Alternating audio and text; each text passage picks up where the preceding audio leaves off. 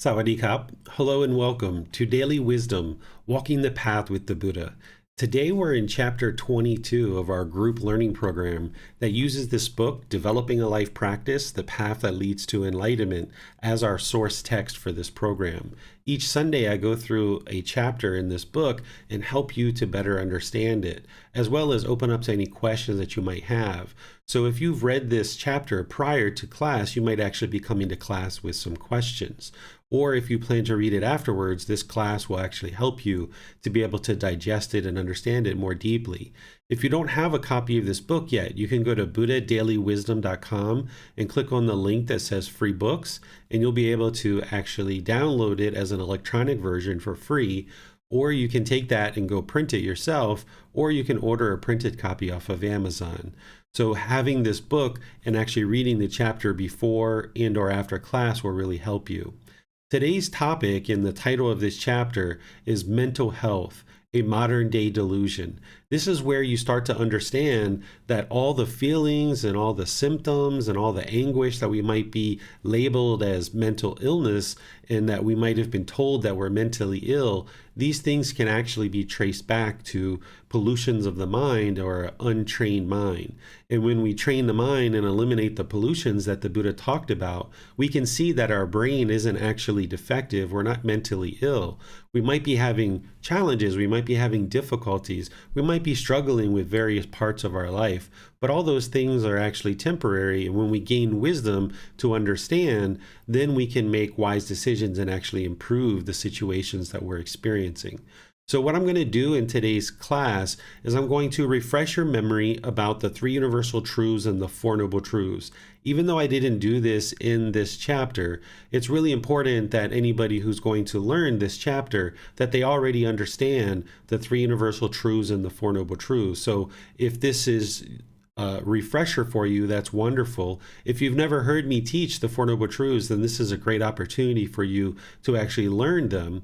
And if you have learned them in the past, you really can't learn them enough. It's really important to hear them more than one time so that it deeply soaks into the mind so that you understand what is the problem in the unenlightened mind, what is the cause, the elimination, and the path forward. That's what is described in the Four Noble Truths. You start to understand the problem, the cause, elimination, and the path forward. And then with that understanding, you'll be able to understand the topic of today, which is mental health, a modern day delusion, where we'll be able to talk about things like ADD, ADHD, bipolar disorder, depression, anorexia, bulimia, all kinds of different issues that one might be experiencing, because these things really put a strain on our life when we're experiencing these symptoms. But if we don't understand the real cause of these symptoms, then we're not actually solving the problem and we don't get to a real solution. So by understanding the problem, the cause of the problem, the elimination, and the way forward, then you can actually focus on the real problem and solve it, rather than being stuck in this constant cycle of continuing to experience the same problems over and over again. But just remember that takes gradual training, gradual practice, and you'll experience gradual progress. So I'm going to switch over to using some visual aids to help me share this content with you. As we talk today, I'll be pausing at some different times to provide you the opportunity to ask questions and get clarification. Remember that everything that I share and everything that I teach, there's never a time where you should actually be believing what I'm sharing. Belief isn't going to help you get to enlightenment. Belief isn't going to help you to eliminate discontentedness. Belief isn't going to help you awaken the mind and get to wisdom. If you're just believing something, you don't know whether it's true or whether it's false, because there's just belief. But if you learn something and then you can independently reflect on that and start to kind of observe whether it's true or not, and then you can put those teachings into practice to really discover the truth, then you can get the wisdom. You know what's true or false because you've independently verified it through your own reflection and your own practice.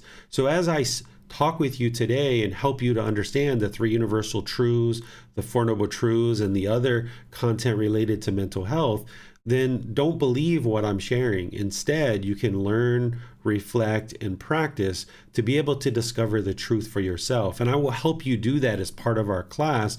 I will help you understand that after I've taught you something, I will show you how to start reflecting and show you how to start practicing. So this first universal truth is called the universal truth of impermanence.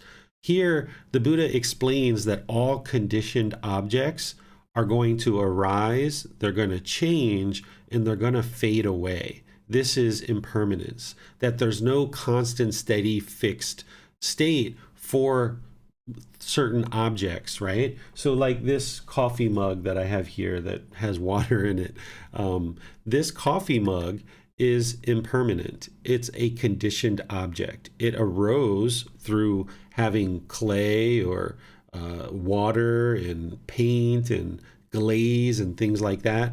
And then it changes. It changes color. It's going to probably change shape if there's any chips on it or things like that. And then eventually it's going to fade away and it's going to no longer exist because it's impermanent. So this is the universal truth of impermanence, but you don't just believe it. Instead, you learn it and now you start reflecting, because a universal truth means that it's universally true. Whether it's here in Thailand, whether it's in North America, South America, Europe, Australia, Asia, or some other part of the world, this is a universal truth that holds true everywhere. So you should be able to see this universal truth if it's truly a universal truth. So with understanding that things are constantly changing and there's not this steady fixed state, then now all you need to do in order to start reflecting is start to look for things that are permanent and see if you can find something in your life that's permanent. So you start looking around. Is this physical body permanent? This is a question you can ask yourself and come to a conclusion. Has this physical body been exactly the same size, shape, and color your entire life? Or has it been constantly changing? What about your hair or your teeth? Is this steady and fixed and permanent? Or has the length of your hair been changing, the texture, the color? Have you had exactly the same teeth? Have they not been decaying and needing to have fillings or other work done to the teeth? This is all impermanence. What about your job? Have you had exactly the same job your whole entire life? And will you have exactly that same job? Have you had the same income your whole life? Have you had the same relationships? Or have you slept in exactly the same place every single day? These things are all constantly changing because of the universal truth of impermanence. So if you started reflecting on this and you're starting to see the truth, all you need to do is deeply soak this into the mind, where you observe that all these things around you are always constantly changing. The trees, the weather, all these things are constantly changing. This is the universal truth of impermanence. If you can find just one thing in this material world that is permanent, then you've disproven the Buddha. So all conditioned objects are going to arise, change, and fade away. And if you can't find an object that is, if you can find an object that is permanent, then you've disproven the Buddha, and this isn't a universal truth. But if you can't find a material possession or object or something like that that isn't impermanent, then you understand that yes, this is a universal truth. There are things that are permanent, but these are what's called unconditioned objects. The mental state of enlightenment is permanent. The peaceful, calm, serene, and content mind with joy, it doesn't arise, it doesn't change, and it doesn't fade away. The reason why the mind is unenlightened and experiencing discontentedness, well, we're going to talk about that in the Four Noble Truths, but just generally, the reason why this is occurring is because of pollution in the mind.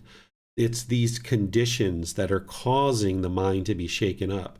So when we remove those conditions, or when we remove those pollutions of mind, now the mind is unconditioned. this brightness or this radiance, this peaceful, calm, serene, and content mind with joy can come shining through.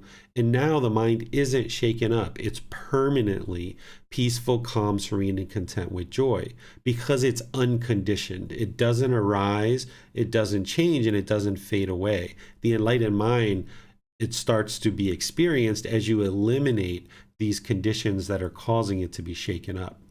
And the natural laws of existence, which is what the Buddha actually taught, these are unconditioned. This is why what he taught 2,500 years ago is directly applicable to what we experience today, because the natural laws of existence haven't changed from his lifetime until now. What he described as the natural laws of existence don't change. The teachings themselves have degraded over time, meaning during the lifetime of the Buddha, he understood these teachings very clearly, very directly. He had deep wisdom to be able to explain these teachings. But then as people wrote them down, as people talked about them over 2,500 years, they slowly degraded. But the natural laws themselves haven't changed. So the natural law of Gotama, of cause and effect or action and result, it's the same natural law. It's just that our understanding in humanity has degraded over time. And now through going back to the source teachings, this community is interested in restoring the teachings back into the world where people can actually see what the Buddha actually taught. But those natural laws are exactly the same as they were during his lifetime as they are now. So these are unconditioned, because the natural law of Gotama, it doesn't arise, it doesn't change, and it doesn't fade away. So the natural laws of existence, one of those natural laws is the natural law of Gotama. So that doesn't arise, it doesn't change, and it doesn't fade away. It's just always there. And the same thing with the enlightened mind itself. Those mental qualities of peaceful, calm, serene, and content with joy are just always there. This second universal truth is called discontentedness. In the original source teachings, the word is used, it's dukkha. This is a Pali word that you might hear in Buddhist communities. This word dukkha is oftentimes translated as suffering, but I translate it as discontent, discontented, or discontentedness. And as we explain what discontentedness is or what dukkha is, I will circle back and help you understand why I don't use the word suffering, because if you've been studying other resources, you might see this word constantly coming up of suffering, and I'll help you understand why I don't use that.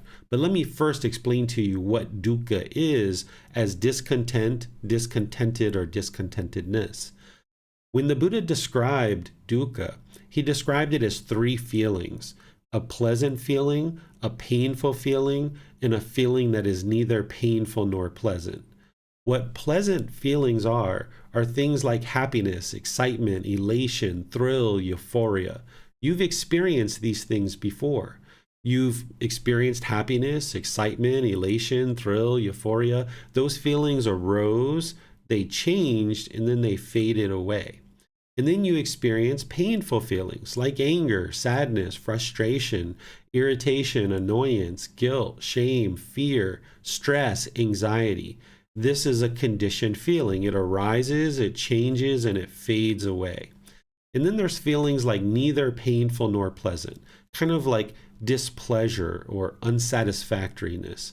If you were on public transportation and someone you didn't know came and sat really, really close to the physical body, and maybe even the two physical bodies were touching, you wouldn't say that was pleasant, and you wouldn't say it was painful. It's kind of neither painful nor pleasant, kind of uncomfortable. This is what neither painful nor pleasant is. And I put boredom, loneliness, shyness, things like this in there. But some people tell me boredom and loneliness is quite painful. And you could consider that a painful feeling if you like. But nonetheless, there's these three feelings of pleasant feelings, painful feelings, and neither painful nor pleasant. And now what you do is you take this teaching and you've just learned that this is a universal truth, that the unenlightened mind is going to experience this discontentedness. And now you start reflecting and you start thinking about the various feelings that you've ever experienced over the course of your life. Does this explain what you've experienced? Or is there some feeling that you've experienced that doesn't fit into one of these three categories? Because if you can find just one feeling that doesn't fit into one of these three categories, then once again, you've disproven the Buddha, and this isn't a universal truth. So if you have a feeling that you can't see how it maps into one of these three, when we get to questions, you can ask about that, and I can help you to see if you're having challenges to see how a certain feeling might fit into one of these three categories. But if you can see that, yes, my mind does experience pleasant feelings, painful feelings, and neither painful nor pleasant, this is a universal truth that all unenlightened beings are going to experience discontentedness. Now, I don't explain this universal truth as suffering, because if you use the word suffering, that explains the painful feelings. When you're angry or sad or frustrated, irritated, annoyed, feeling guilt, shame, fear, stress, or anxiety, you might say you're suffering. But when you experience happiness, excitement, elation, or thrill, would you say that you're suffering? Probably not. Or if that stranger, someone you don't know, came and sat next to you on a bus and their body was touching your body, you probably wouldn't say you were suffering in that situation. The mind's discontent. Same thing when there's happiness, excitement, elation. The mind is uncalm, it's unsteady, it's discontent or discontented. It's experiencing discontentedness. So if we use this word suffering and continue to use that and hold on to it just because that's the word that's been used in the past, if we're unwilling to let go of this word suffering, then we're just holding on to a decision that's been made in the past, and we're not bringing our mind to a full understanding of what the Buddha was actually teaching as dukkha. In that situation, we would be understanding only 33% of what the Buddha was teaching. So that means that we're missing 66% of his teaching on this important topic. If we're missing 66% of the Buddha's teachings, good luck in getting to enlightenment, because you can't get to enlightenment in understanding only 33% of his teachings and misunderstanding 66% of them. So by bringing our mind to understand the full understanding of this word dukkha that the Buddha used, being discontent, discontented, or discontentedness, then we fully understand with 100% clarity what the Buddha was teaching here as this universal truth. Because these are building blocks in order to help you understand the Four Noble Truths. Without understanding the universal truth of impermanence and the universal truth of discontentedness, you wouldn't be able to understand the Four Noble Truths. And the Four Noble Truths is the very first thing that a student would need to learn in order to progress towards enlightenment. If somebody doesn't understand the Four Noble Truths, they would never get to enlightenment whatsoever.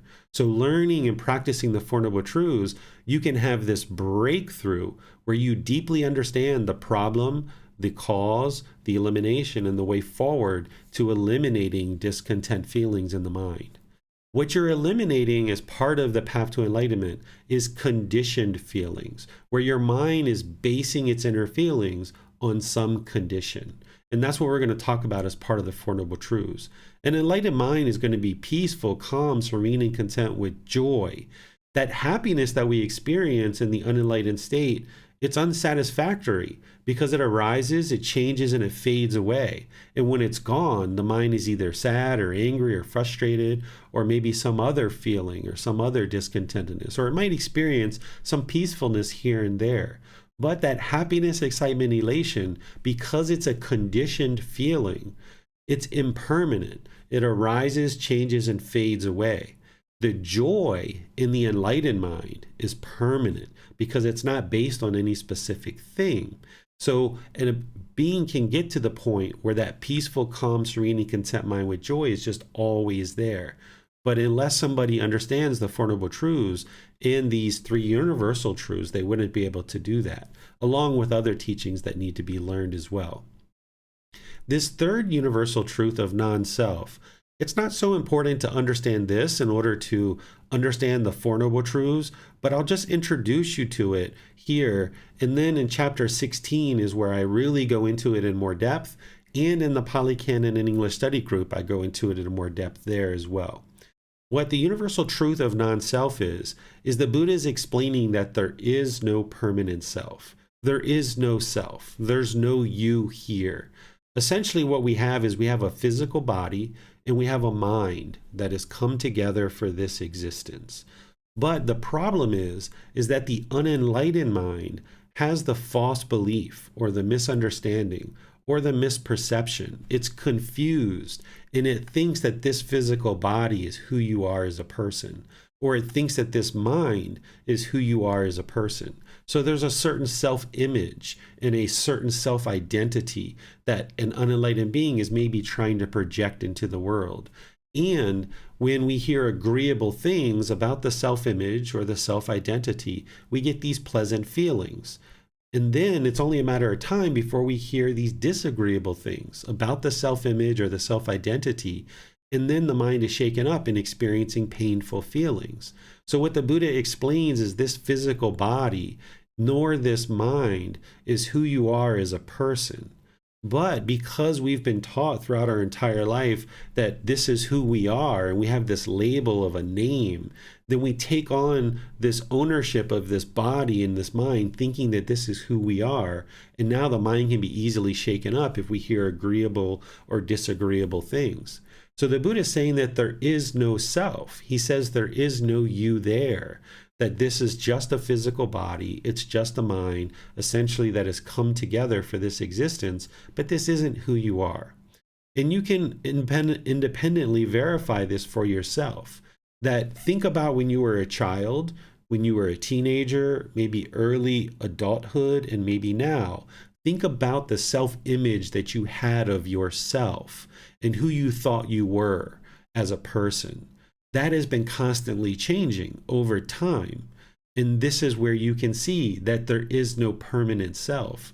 But again, the unenlightened mind is going to have this misperception that there is a self here. The other way that you can do this is you can think about the physical body. If you had an amputation of your arm and you didn't have that arm any longer, are you less of a person just because there's less of a physical body here? You have only use of one hand and arm now, but does that make you less of a person because you no longer have that piece of the body? Well, if this body is who you are as a person, then that means when you cut off the arm that you're less of a person now. But that's not true. If the arm was cut off, you're not less of a person. You just have less use of that particular limb. And there's other ways that you can independently verify that there is no permanent self here. But there's this intellectual learning that needs to happen with this universal truth. Then there's this reflection, and then there's this practice of getting to the point where the mind has fully realized non-self. And that's a certain amount of work that needs to be done in order to get to that point. But since we're focusing on the Four Noble Truths, I would like to just pause here and be sure that you guys have an understanding of these three universal truths before we move on to other content. So any questions that you guys have, you can put those into Facebook, YouTube, or Zoom. Or in Zoom, you can electronically raise your hand and ask any questions or follow-up questions that you like. Yes, sir. Tonka is asking in Zoom, is curiosity discontentedness as well? Curiosity is more just, it's not a feeling, it's a motivation, right? I have a certain curiosity. I'm motivated to understand something. This isn't a feeling that is arising. It's just a motivation or, an intention behind understanding something. There are no more questions at this time, sir. Okay. So now let's look at a topic that is also important for you to understand, which is the understanding of the word craving, desire, attachment. These words are used in other parts of our daily lives, but in terms of the Buddha's teachings, it's important to understand what these words mean related to these teachings. We also use the words expectations, wants, holding, grasping, clinging in other parts of our daily lives that now that you're studying the Buddhist teachings, we need to define these and make sure that you understand them as it relates to the Buddhist teachings so that when I talk about the Four Noble Truths, that you'll understand them. So craving, desire, attachment, or wants, or expectations, or holding, grasping, clinging. This is a mental longing for something with a strong eagerness, the mind pulling in the direction for the objects of its affection. This is like a yearning, a longing, an unquenchable thirst. You've probably experienced this in relationship to certain things that you wanted to acquire, maybe a new purse or a new pair of shoes or some new clothes or a new job, or maybe you were single and you wanted a boyfriend or girlfriend or a husband or wife really badly, or you wanted more money in your salary and you observed at certain times in your life there was this longing and yearning, this unquenchable thirst that you were chasing after something, almost like a wild animal chasing its prey. This is what a craving, desire, attachment is. And the mind is longing and yearning for this, thinking that this object is going to create lasting inner satisfaction. So this is what we call craving, desire, attachment. Do you guys have any questions on understanding what a craving, desire, attachment is?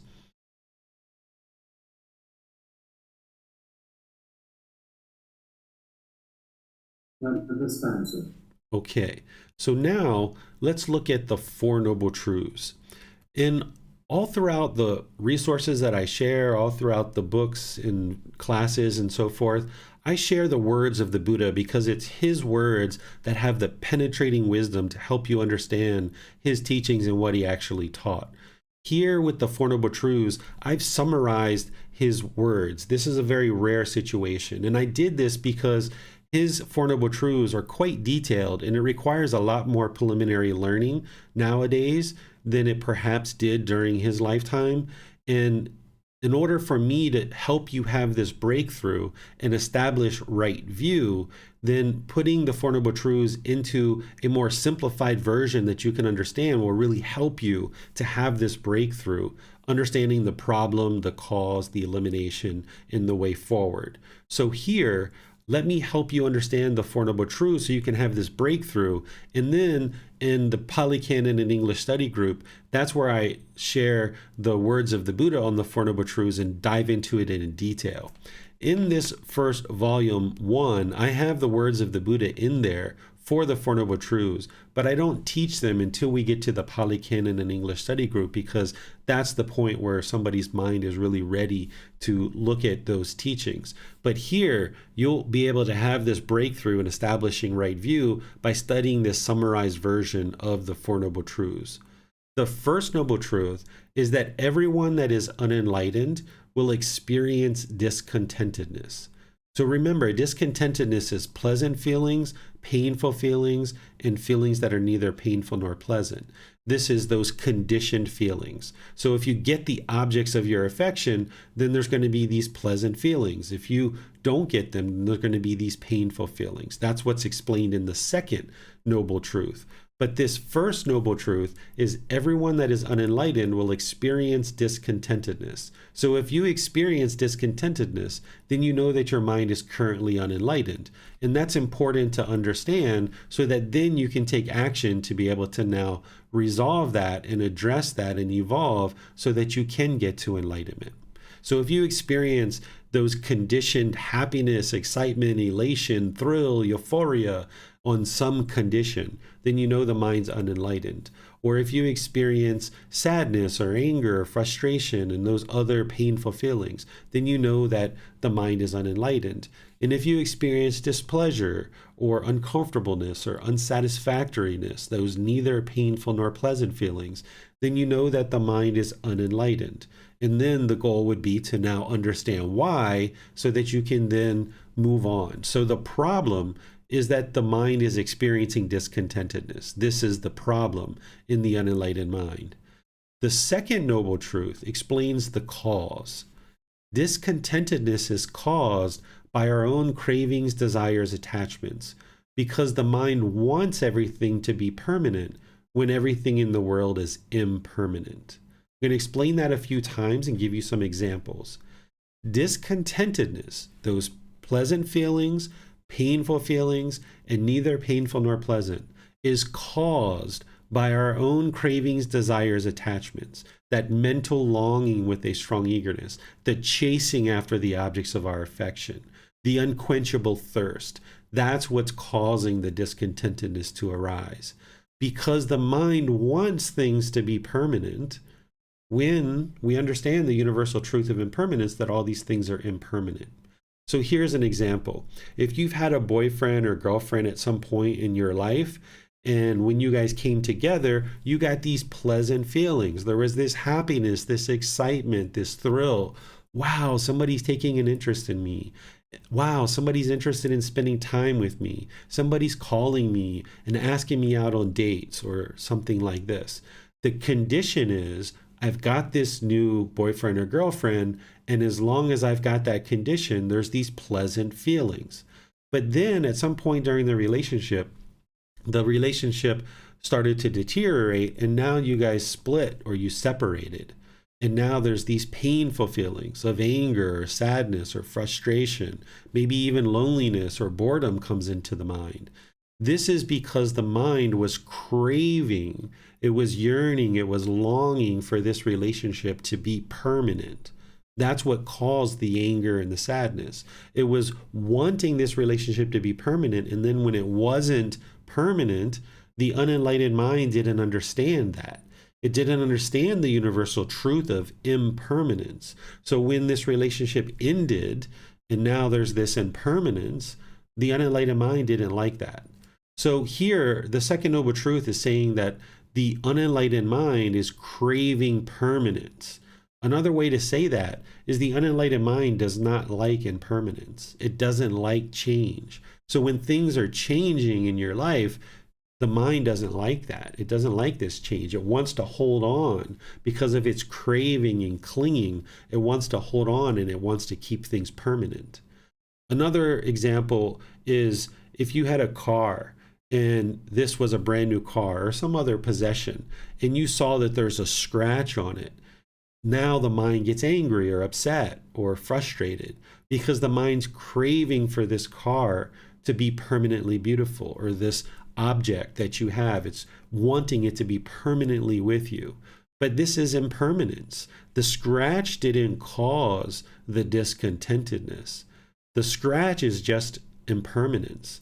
What's causing the anger or the frustration to arise in that situation is that the mind is longing and yearning, having this mental longing, wanting this car to be permanently beautiful.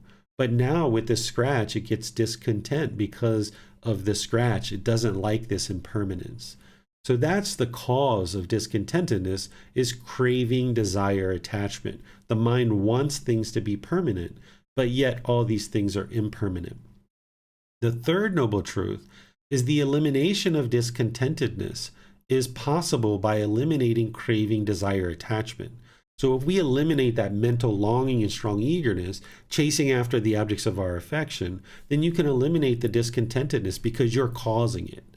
See, with wrong view, in the unenlightened mind and lacking wisdom, we blame other people for our discontent feelings. We think that other people are causing us to be discontent. And that's why we never solve the problem. We just stay stuck in this cycle of experiencing discontentedness over and over and over again, because with wrong view, we're blaming other people for our anger or our sadness or our frustration. But with right view, when we accept responsibility for our discontent feelings, and we know that we're causing it ourselves through our own craving, desire, attachment, then we can actually address the real problem. We can eliminate the craving, desire, attachment, and we can actually get to complete peacefulness and complete joy. And the way to do that is explained in the fourth noble truth. It's the fourth noble truth where the Buddha explains the path to eliminating discontentedness is the Eightfold Path. The Eightfold Path is 8 steps. that is a complete and perfect plan of exactly how to get to enlightenment. Step by step, you gradually learn, you gradually reflect, and you gradually practice. And as you bring your practice up to practicing more and more of the Eightfold Path, you'll see the discontentedness gradually diminish in the mind. And this is what produces enlightenment in the mind, because you now have wisdom, moral conduct, and mental discipline that you can now control the mind. But as long as the mind has this craving, desire, attachment, it's going to continue to experience discontentedness. The way that we eliminate discontentedness is through eliminating the craving, desire, attachment. The way we eliminate craving, desire, attachment is by practicing breathing mindfulness meditation 2 or 3 times a day for 30 minutes or more, and accumulating enough of those benefits over a long-term period. And we practice generosity, the giving and sharing of things that are more than is strictly required. So our time, effort, energy, and resources, we learn to share and eliminate selfishness. Because when there's craving and clinging, the mind has this desire to hold on to things tightly. There's this selfishness where the mind is holding on. So by practicing breathing mindfulness meditation, when the mind is longing and yearning, we train it to cut that off and let it go and come back to the breath, gaining more discipline of the mind where we can control the mind. And when the mind's holding on, we use generosity regularly over a consistent long-term period of time, where we're sharing our time, effort, energy, and resources in order to give and share and train the mind to let go. This is why we practice generosity as part of our practice of the path to enlightenment. So let me pause here and see what questions you guys might have about either the 3 Universal Truths or the 4 Noble Truths. You can put those into Facebook, YouTube, or Zoom, or you can raise your hand in Zoom and ask any questions that you like. Yes, sir. I have a question about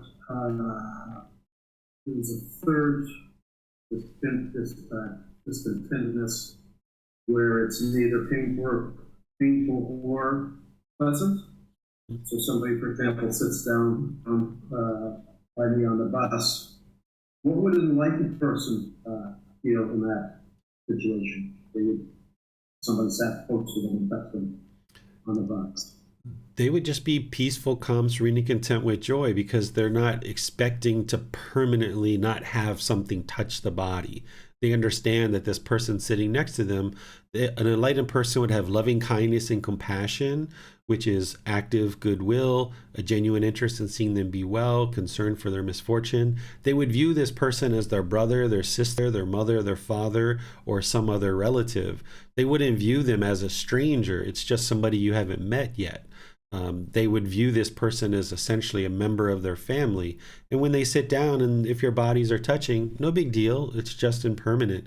So the body would be touching this person, and then the mind would just be completely calm and peaceful in that situation, not craving or wanting to have this permanence where nobody ever touches the body.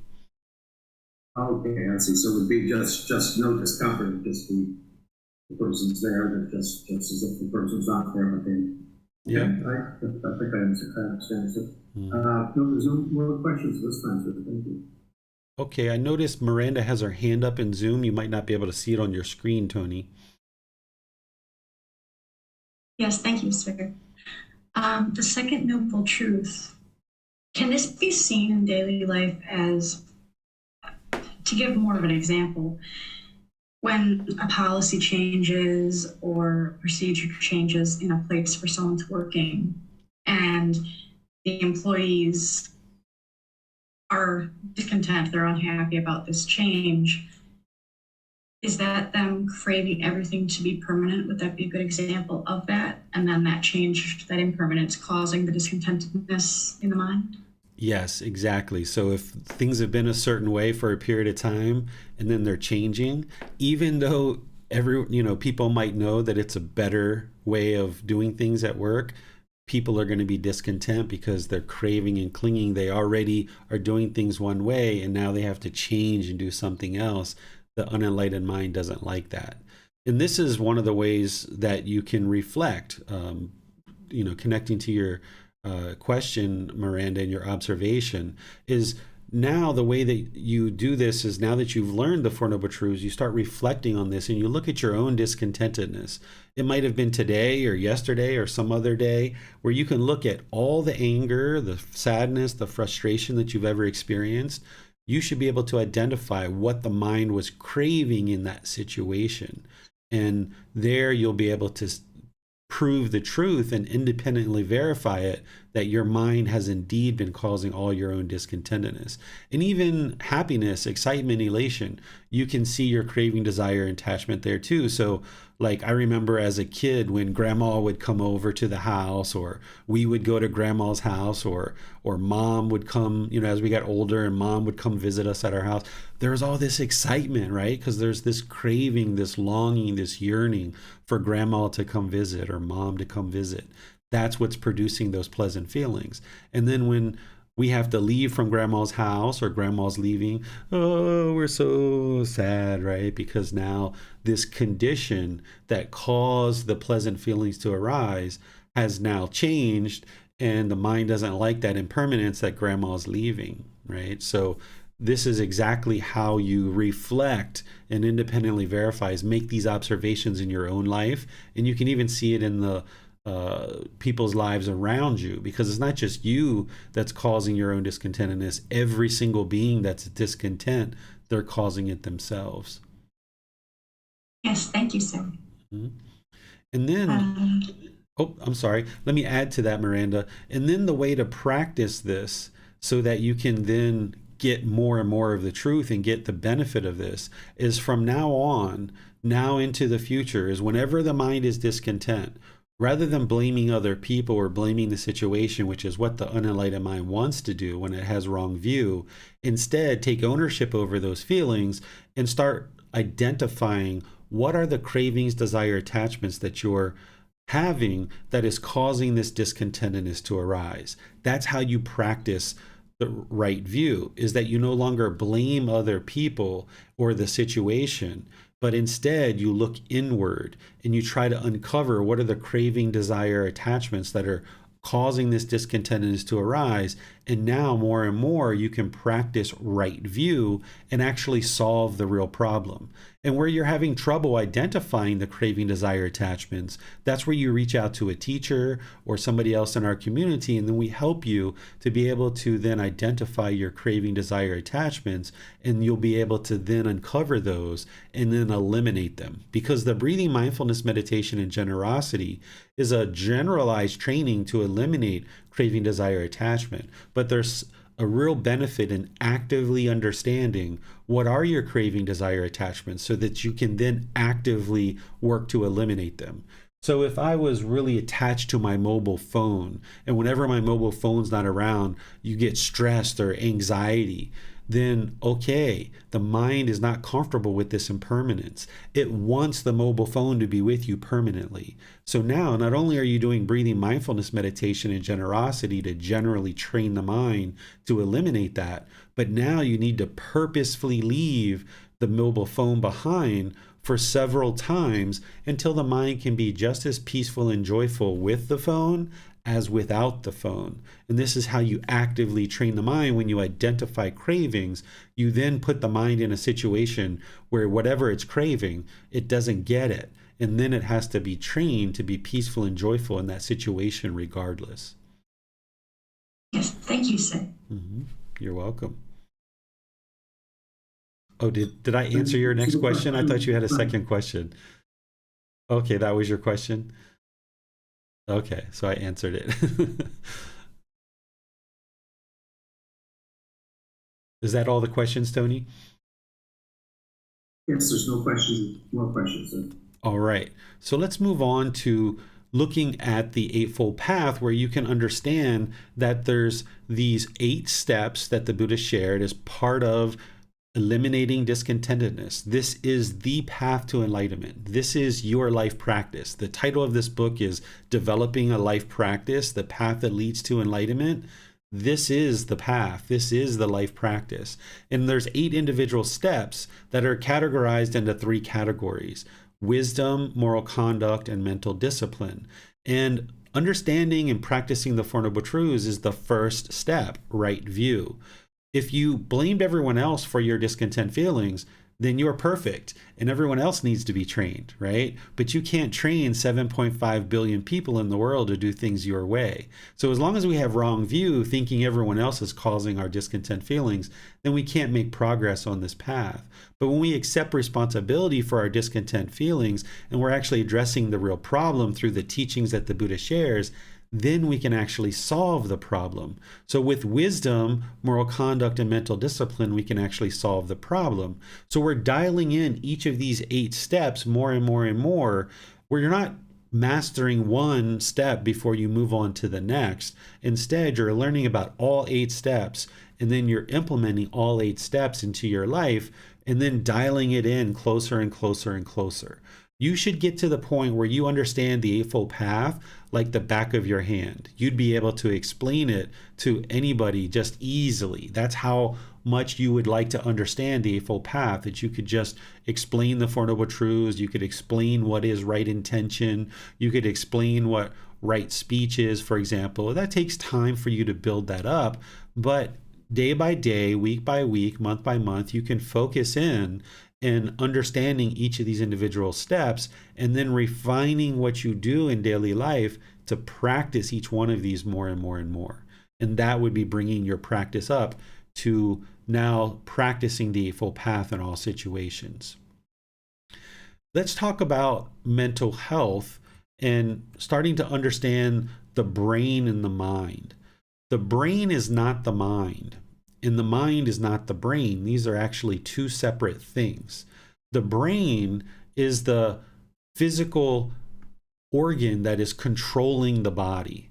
The mind is not physical in nature. It's non-tangible. It can't physically be touched. So while there's a connection between the brain and the mind, they're not the same exact thing. In Western culture, we tend to point to the head when we talk about the mind, and that happens to be where the brain is as well. But here in Thailand, when they talk about the mind, they tend to touch the heart. They think about the brain, or I'm sorry, they think about the mind as being inside the heart. And then there's other cultures where they think about the mind as being outside the body. In reality, it's non-tangible, it's non-physical. You can't point to where the mind is because it's not a physical thing that takes up space that you can point to and say, here's where it is. And it doesn't really matter because if it's in the head, if it's in the heart, if it's outside the body, it doesn't change the fact that if it's unenlightened, it's polluted and it needs to be trained. So it doesn't matter where it actually is. Instead, it's important to understand the brain and the mind as being 2 separate things. And while there's a connection between them, they're not the same thing.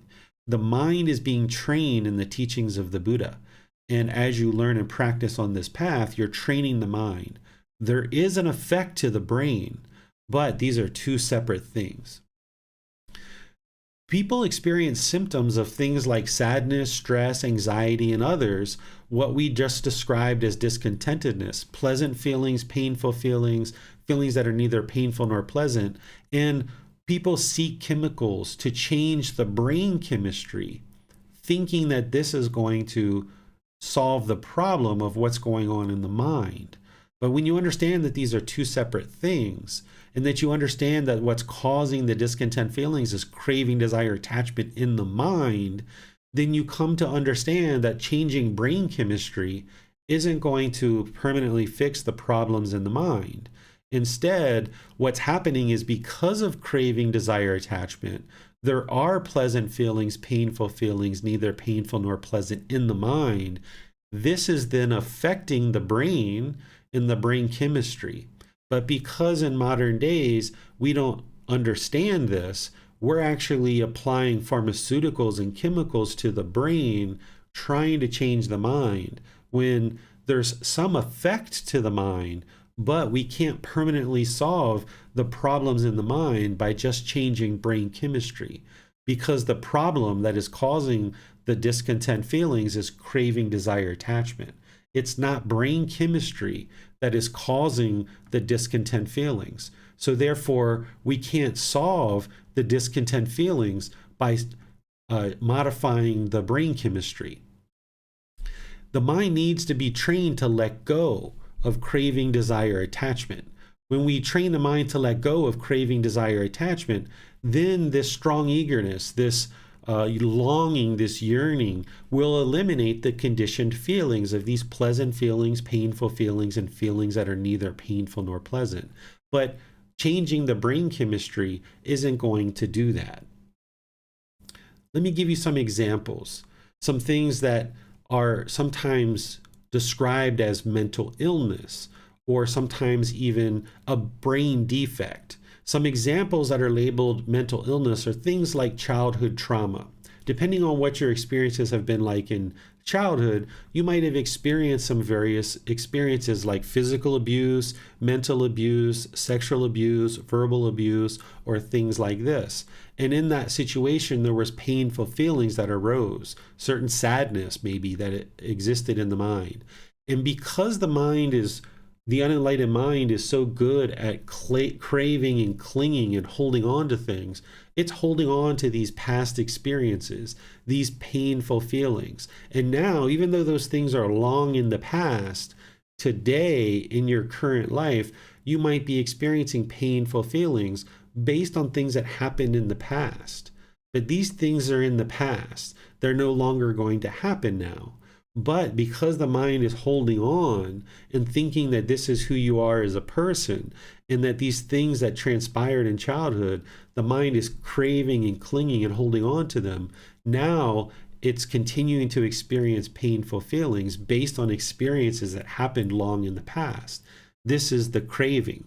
So because the mind is craving and clinging, holding on, it's going to keep experiencing these painful feelings until it's trained to let go and realize that those experiences don't define who you are as a person today.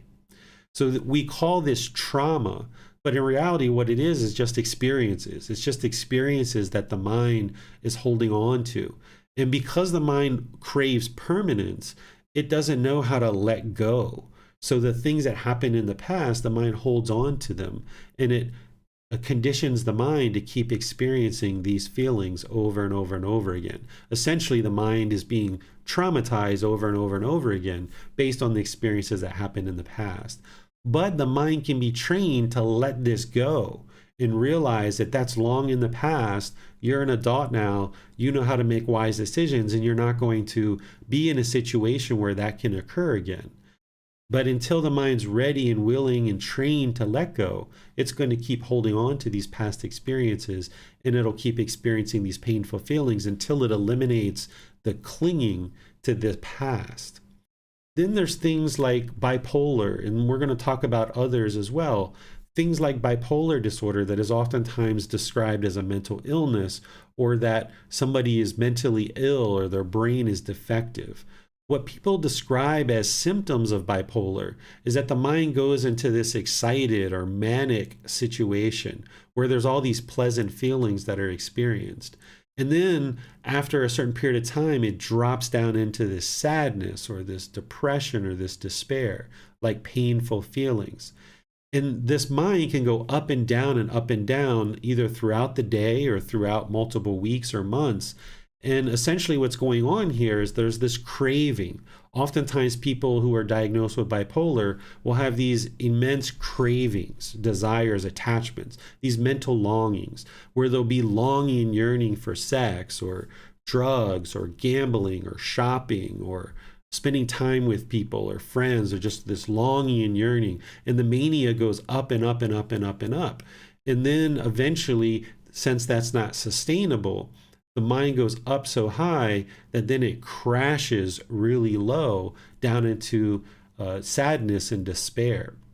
This is not a brain defect.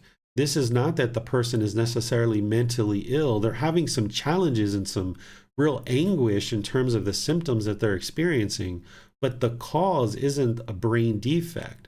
The cause is the craving, desire, attachment, the mental longing with a strong eagerness. And if this is addressed through training the mind, then the individual can actually experience real benefit and real improvement.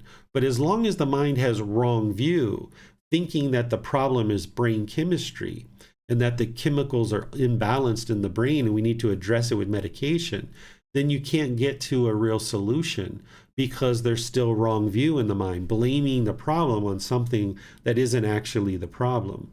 So if the mind is conditioned to believe that there's a chemical imbalance in the brain, or the brain is defective and that's the source of the problem, then the solution that's offered is pharmaceutical treatments to change the chemistry of the brain.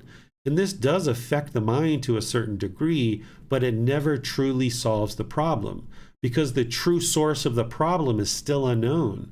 Therefore, people are led to believe that their intentions, their speech, and their actions is a result of brain chemistry, rather than what the real cause of the discontent feelings are. In these harmful intention, speech, and actions, it's just an untrained mind. It's that the mind has craving, desire, attachment. It's lacking this wisdom, this moral conduct, and this mental discipline. And it's functioning in a way that has wrong view to start with because it doesn't understand the real problem. So the solution that's being implemented isn't actually solving or fixing the problem. And in some cases, when people are experiencing these acute mental challenges, there can be something called psychosis or delusional thinking or hallucinations. In these situations, there's no amount of explaining the Four Noble Truths that is going to actually solve the problem. Instead, there needs to be medical intervention with medications in order to bring the mind back to a level of stability, where then the person can learn about things like the Four Noble Truths, the Eightfold Path, the meditation techniques, and all these other things to train the mind. In places like the Western world, we don't see these teachings there predominantly, so we struggle a lot with these difficult challenges with our mental health, and we find that we end up experiencing a lot of challenges. But a place like here in Thailand, where these teachings have been for 800 to 1200 years, you don't see these kind of problems. If the problem is a brain defect, and that's what the true problem is what's causing the discontent feelings, then we would observe that all populations of people across the world would have these same defects and the same problems throughout all populations. Humanity's mind would have devolved and kind of diminished to the point where everybody in the world would be experiencing these exact same problems. But we don't see that. As I mentioned, there's some cultures and some countries that have a lot of problems with mental health. And then there's other places like here in Thailand that we don't see those same problems. We don't see a massive amount of mass shootings in schools, for example, here in Thailand. I think there's only ever been one ever. And then we don't see a massive amount of murders and rape and drug abuse and things like this.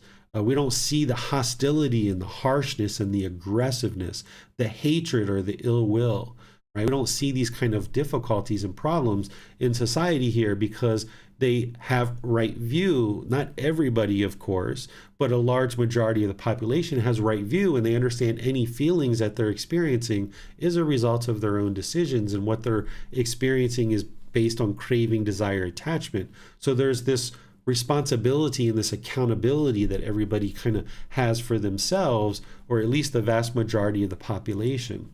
So we don't see this shaking up of society here because of the mind becoming so discontent, because people have the teachings that they need in order to keep stability in the mind. Humanity's mind, or the human mind, couldn't have truly become unbalanced and defective in just a few decades.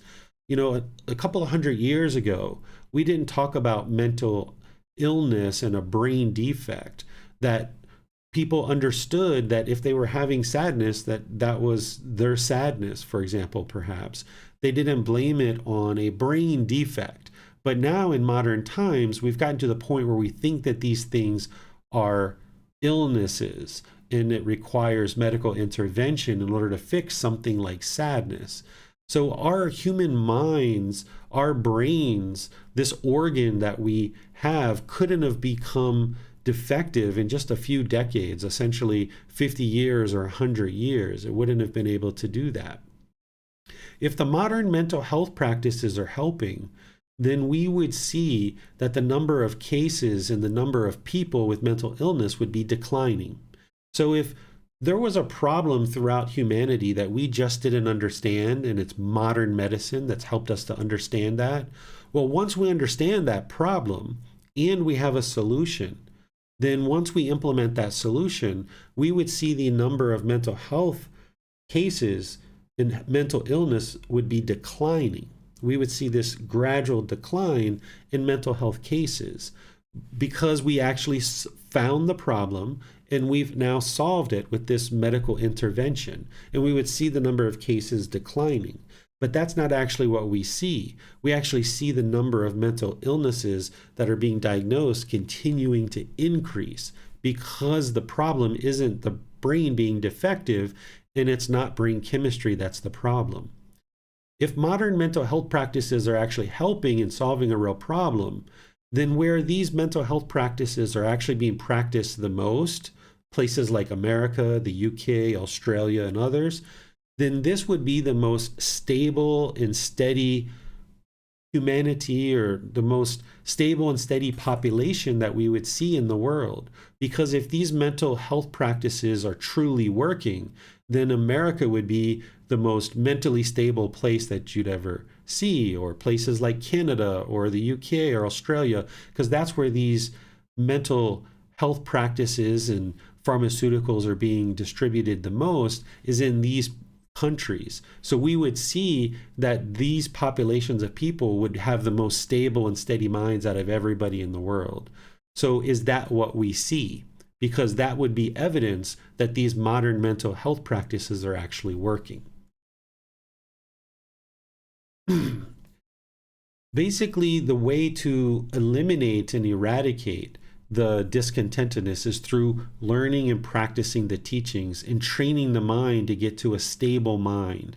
If we just use medications only, then it's not going to actually produce the permanent, peaceful, calm, serene, and content mind with joy. Those medical interventions are going to be needed for somebody who has psychosis or who has hallucinations or things like this. The mind needs to be brought back to some level of stability. And that's where, when the brain chemistry is so out of whack, that the medications can help. But then during that period of time where the mind becomes stable, it's really important to then train the mind through learning and practicing with things like the Four Noble Truths, the Eightfold Path, and meditation techniques to bring the stability into the mind, where the mind can gradually eliminate medications and become more stable, being peaceful, calm, serene, and content with joy. Rather than being relegated to a life of medications and therapies and various expenses, you can actually free yourself from all of this through learning and practicing the teachings and actually training the mind based on the real problems of the mind. So rather than having a lifelong practice of taking medications and experiencing the expense and the side effects of these, you can actually function in a way where you're free of these medications. But it's going to take gradual training, gradual practice, and gradual progress. You'll know when the right time is if you choose, when or if you choose to ever decrease your medications. You'll know when the right time is for that, because as you learn and practice and you feel more and more stability coming into the mind, you'll know that it's the right time to gradually start decreasing your medications. So as you gradually ramp up your practice and developing your life practice, you can gradually bring down your medication over time.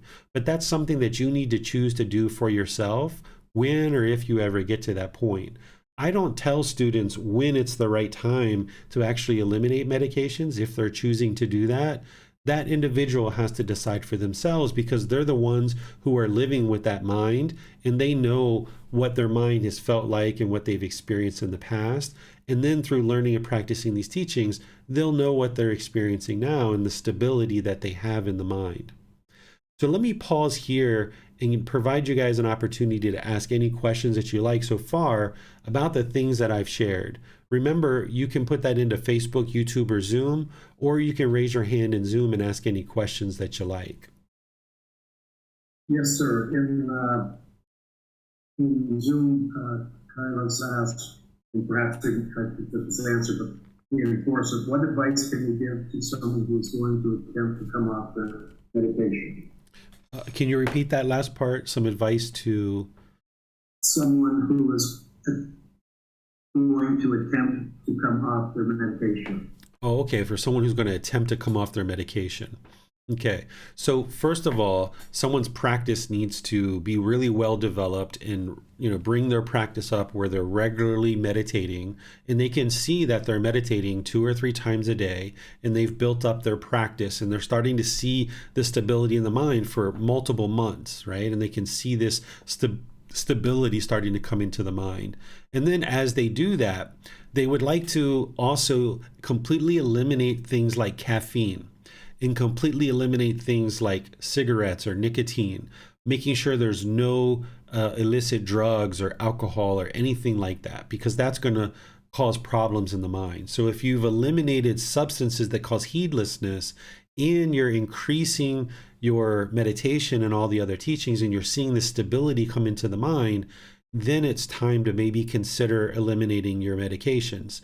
And then when it's time to do that, you would like to do that gradually. So if you're taking, say, 1,000 milligrams of something, you might decide to go to 500 milligrams or 750 milligrams. Do that for several weeks or a month or two and get the body and the mind adjusted to less medication. And then break it down again to maybe 250 milligrams. And now you do that for several weeks or for a month or so. And then break that in half, right? So you gradually take this away because the body and the mind don't like impermanence. So if you went cold turkey on something like a medication, the mind's not going to like that because it doesn't like impermanence. So if you gradually ease it out like that, if at any point that you see that maybe the mind needs that medication, you can bring it right back up pretty easily. But then you can gradually kind of move it out slowly but surely. If you went cold turkey on getting rid of medications and just abruptly stopped it, then if you were trying to pick it back up again, it's going to take some time before that medication comes back into the body and starts affecting the brain and the mind accordingly. So if you gradually ease it out, if you need to bring it back in for any length of time, then it's easier to do that. But if you stay dedicated to it and you let the people around you know, like your wife, your husband, your kids, people that are really close to you, let them know that you're working on eliminating your medication.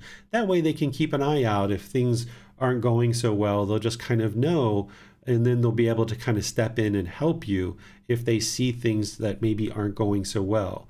And also, if you're working with a doctor, be sure that you have conversations with that person and they're supportive and you decreasing your medication and then ultimately eliminating it. Thank you, sir. And Chrissy, you have a question in Zoom?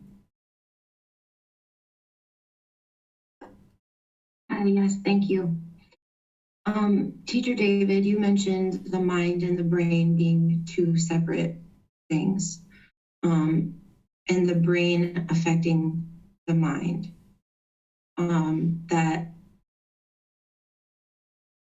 I guess my question is, not all mental diagnoses don't affect the mind or the brain, because sometimes there's tests that are done that show the brain having an effect from a diagnosis, such as ADD and depression. There's not studies, but there's pictures of the brain, the organ, actually being affected by these diagnoses.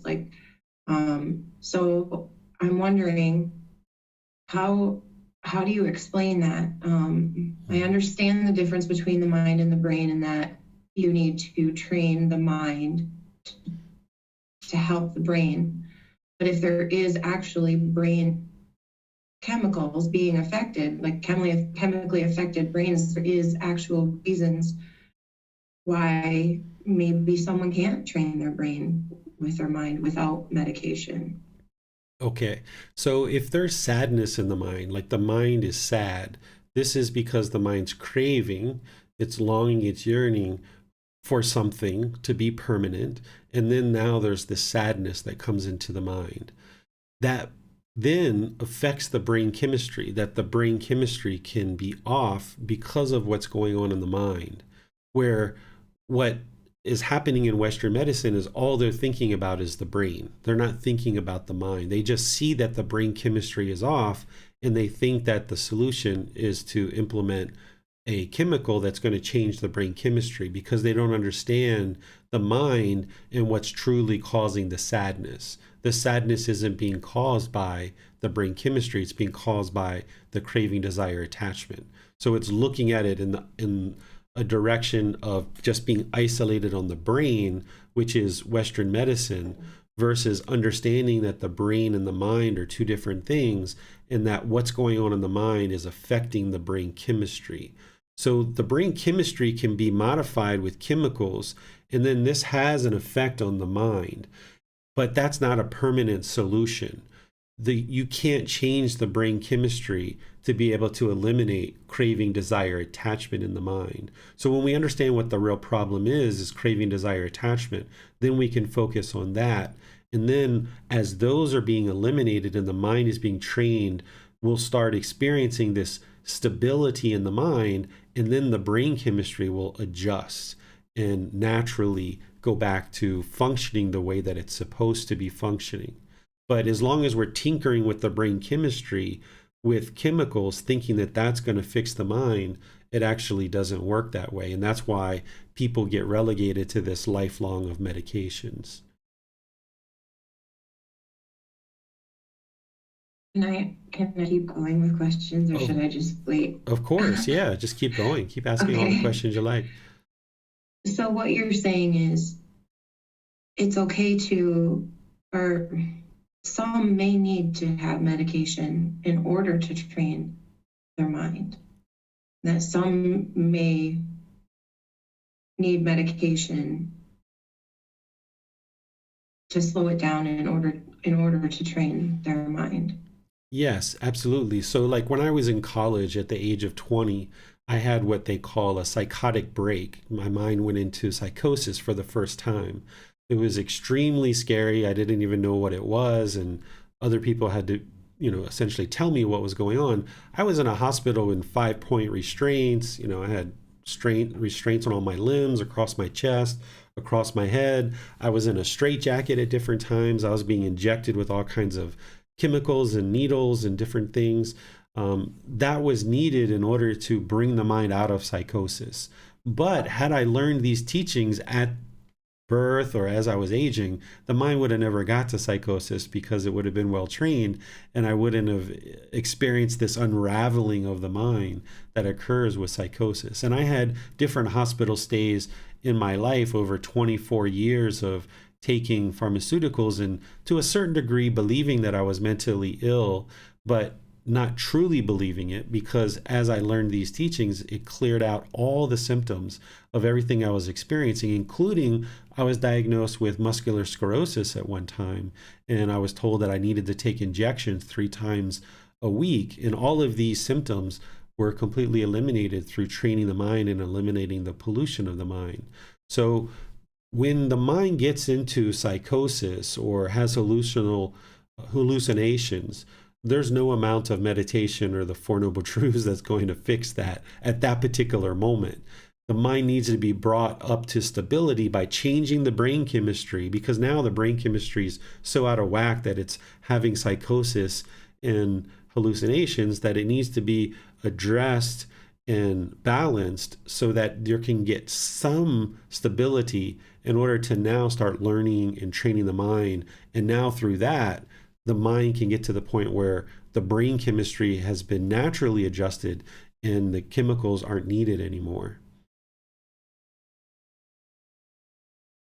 Okay, thank you, sir. So if I'm understanding correctly, it isn't that one shouldn't take medicine if the medicine is needed and prescribed, but should take medicine while working on eliminating the craving and attachment and letting go. Exactly. Yeah. So there's no rush or hurry to eliminate medications. If somebody's been on multiple medications for an extended period of time, it's quite challenging to reduce those. And you don't have to do that today. You don't have to do it tomorrow. What's important is to learn and practice the teachings, get the stability of mind first. And as you observe that the stability of mind is coming into place, that's where you can then gradually decrease your medications if you choose. And then if at any point you feel like you need to bring the medication back in, you can do that too. But just be sure to keep focusing on what the real problem is, which is the craving, desire, attachment, and practicing the Eightfold Path to gain this wisdom, moral conduct, and mental discipline. And as the mind is practicing those things more and more closely, and the stability comes into the mind, that's where someone might consider, having seen stability for an extended period of time, they might consider to decrease and ultimately eliminate their medications. Okay, thank you. Can I ask one more question? You can ask 50 more if you like. How do hormones, especially for women, play into this? I know here in the Western culture, they speak of postpartum psychosis or postpartum depression, and how going through postpartum feels to have significantly affected my mind. Does that then affect the brain? And how do the hormones play into all of this with the medication and all the delusion? Yep. So I don't know much about hormones, but let me explain to you what's going on in what we're calling postpartum depression. Okay. So a person who has never been a mom before and they get pregnant, right? The physical body in their life goes through enormous amounts of change in a really short period of time. 9 months is what a woman will typically carry a baby for. Their physical body in their life, in what's happening in their life, experiences drastic change. And the mind doesn't like change. The unenlightened mind doesn't like impermanence. So that's what's actually occurring with postpartum depression. It's not the hormones that are causing a woman to be sad or otherwise feeling unwell. Of course, there are physical things that are happening to the physical body on a hormonal level, but that's not what's causing the sadness or the depression. It's all these changes in their life, and the mind is craving. So the craving, desire, attachment is what's causing the discontentedness. That depression is the person's mind is holding on. And now with all these changes that are occurring, there's this sadness that comes into the mind. We think that, okay, there's this brand new baby, everything should be happy, it should be wonderful. But the thing is that the untrained mind and lacking the wisdom of the universal truth of impermanence, the mind's clinging to a certain life, a certain lifestyle, certain aspects of the physical body. And now with all these changes to the physical body, thinking that this body is who you are as a person, you go from being completely just independent to now you've got this being growing in your body, to now the being comes out and you're left with all these extra things in the body related to the having the baby. There's extra fat or tissue, the breast and breastfeeding, if someone's breastfeeding. There's changes in your life, and your sleep patterns are changing throughout pregnancy and after the baby's born. There's all these things to purchase, and there's financial challenges that are happening.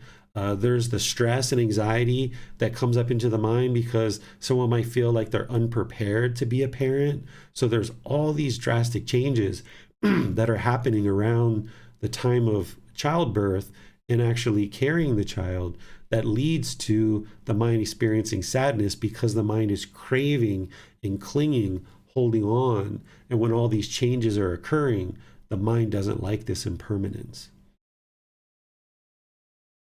I understand. Thank you, sir. Mm-hmm. You're welcome.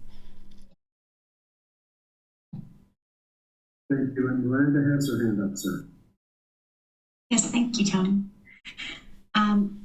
Slightly, well, yes, it is related actually to one of Chrissy's questions. about the chemical imbalance in the brain and then the link between the mind and the brain. Is this why we oftentimes see medications not really be 100% effective? For a couple of examples, growing up, my father was diagnosed with depression and he took antidepressants. But even taking those, he was never really happy. He never really became not depressed. So to me, watching this growing up, that medication wasn't really fixing the problem. It was making it bearable for him to go on day by day and do his daily tasks and go to work. But it wasn't actually fixing the depression. And then I've been around people also who have had anxiety and have taken medication for anxiety.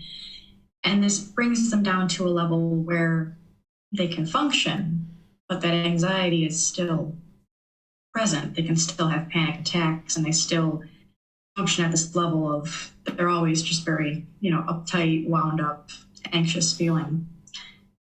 And watching this is why I chose not to take medications for things like this. But it seems like medications can fix the brain portion of what's going on, the actual chemical imbalance, but they can't fix the mind. So it seems like, at least in North America, those type of cultures, there's a disconnect there where we only get partial treatment because we're treating this chemical imbalance, but we're not treating the mind and the craving, desire, attachment to then not be affected by or actually fix the chemical imbalance of the brain and actually cure these things like depression and anxiety and other mental illnesses. Am I looking at this correctly, sir? Yeah, I think so. What these medications do is they suppress the feelings typically, and you almost feel kind of numb, in some cases, walking around being medicated because it's suppressing the feelings. It's not actually solving what's causing the feelings. What's causing the feelings is the craving, desire, attachment. So if we're just suppressing the feelings, it's not actually solving it. It's just kind of making us feel numb to them. And almost sometimes feeling like a zombie walking around. The medications can regulate the brain chemistry and get some level of stability, but as you have observed with your father, it's not a permanent solution because the brain can only respond to those medications for a certain period of time. And then as things change, one medication isn't as effective anymore, and there needs to be another medication, and there needs to be this regulation of the different chemicals in order to keep the feelings suppressed enough. But then there's not a real solution. So if somebody's suppressing the feelings and there's some normalcy of brain chemistry, but they're not also eliminating the cause of the actual sadness, which is the craving, desire, attachment, then they're not getting to an actual solution. So the pharmaceuticals, the chemicals aren't actually solving the brain chemistry because that stuff is only off balance because the mind is polluted with craving, desire, attachment.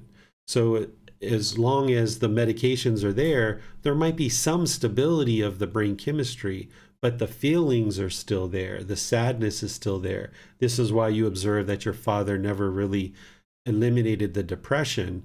It just kind of suppressed it and kind of got him to a point where maybe he could function to a certain degree. But it never actually got to the real source of the problem because the brain chemistry is not the problem. So that's why it was never solved. So if there's not this combination of, okay, either someone's on medications now, or we're going to have them on medications to get some brain chemistry regulation, but then couple that with some learning and some training of the mind so that now the mind can eliminate the pollutions that are causing it to be shaken up. And then as that becomes more and more stable, then we can back out the medications. And now the person can be stable and steady permanently as they get closer and closer to enlightenment. Okay, thank you, sir. Mm-hmm. And then on Facebook, Brandon Haynes asks, What do you see are some of the main environmental factors in places such as the US that cause more of the population to have untrained minds to the point that we seek medical help, as opposed to Thailand, where you say this is not an issue? Yeah, the difference is that in Western cultures, they don't have the three universal truths, the Four Noble Truths, the Eightfold Path. They don't have this entire network of temples all over the country that is a national resource and a national treasure that the Thai people have developed over the course of many generations. There's over 40,000 temples here, and over 30,000 of them are actively working with ordained practitioners and community members supporting it. So over the 800 to 1200 years that these teachings have been here, Thai people have donated their time, effort, energy, and resources to build this national resource, this national treasure, where now anywhere in any community, there's tons of temples that if you're having a problem with your child, if you're having a problem with your husband or wife or your job or your boyfriend or girlfriend or anything that's going on in your life, you can just walk in, go find somebody, sit down, start explaining to them what your challenges are, and they'll be able to help you with teachings to be able to help you in your life. And that's what the Thai people have created here. There's about 300,000 ordained practitioners helping 70 million people. So you can do the math and the number of temples and the number of ordained practitioners. And then once you kind of get help from one particular person, you might continue to see that person regularly as part of your way of learning. And you learn from that teacher, but you also learn from your parents and your grandparents and the elders in your village and your friends and people like this. You have all these different resources that you go to in order to seek help and to seek guidance. There's that support system where people are interested and motivated to help you when you ask for help.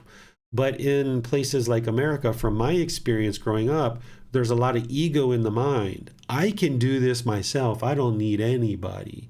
And when we do turn to help, we go and we pay a therapist or we pay a doctor to tell us that we're mentally ill, and then our brain and our mind gets addressed through this Western medicine, which, as I've mentioned, it can be helpful in certain situations.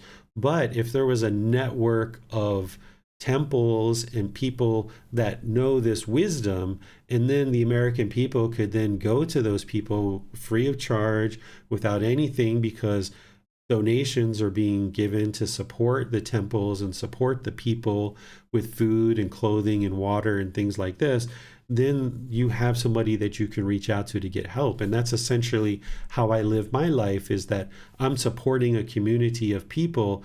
And at any time that you guys have problems, you can come to me and ask for help. It doesn't mean I can help you in that exact moment. It might be a couple of hours or a couple of days before we can talk, but nonetheless, there's a person here that can help you. And what you guys are choosing to do is support me in my life to be able to provide this wisdom to you. And you have this resource now available to you, which doesn't exist in America. So because things like the three universal truths, Four Noble Truths, and Eightfold Path don't exist with wisdom in Western cultures, that's why we're seeing the proliferation of what people think are medical problems, but in reality it's just a lack of wisdom, a lack of moral conduct, and a lack of mental discipline, because people's minds aren't trained. We don't grow up understanding these teachings, therefore we blame other people for our problems. And then the ego is so high that we think we know the answers, and we think everybody else is the problem. And if everybody would just do things my way, this world would be perfect. That's what we tend to think in the unenlightened state. But that's wrong view. So when we establish right view, which is why I started with that, with the Four Noble Truths, then we understand that we're causing our own mental health. Whatever we experience in our mind, we're causing that. But when you've got millions of people going around blaming everyone else and thinking everyone else is the problem, then you get the issues that we see in environments like the US or other places. Yes, thank you, sir. There are no more questions on YouTube and Facebook, but I think that Tony has a couple on Zoom. Yes, sir. Kayla asks, can you reach enlightenment while on a lower level of medication? There's enlightened beings that are taking medication, I'm sure, but in terms of mental health, in terms of like, sadness or anger or lack of concentration or things like this, an enlightened being isn't going to need medication for that. But there's a transition here where you can't just snap your fingers, learn all this wisdom, train all the mind, and get off the medications. It's going to take gradual time to be able to do that. And as a person does that, then they're not going to need the medications for their mental health because they're experiencing the natural state of the enlightened mind. And when we say this word enlightenment, and I talk about it as peaceful, calm, serene, and content with joy, essentially what enlightenment is somebody has cultivated deep wisdom to understand how to train the mind, and they've done that training. They've done that work over multiple years.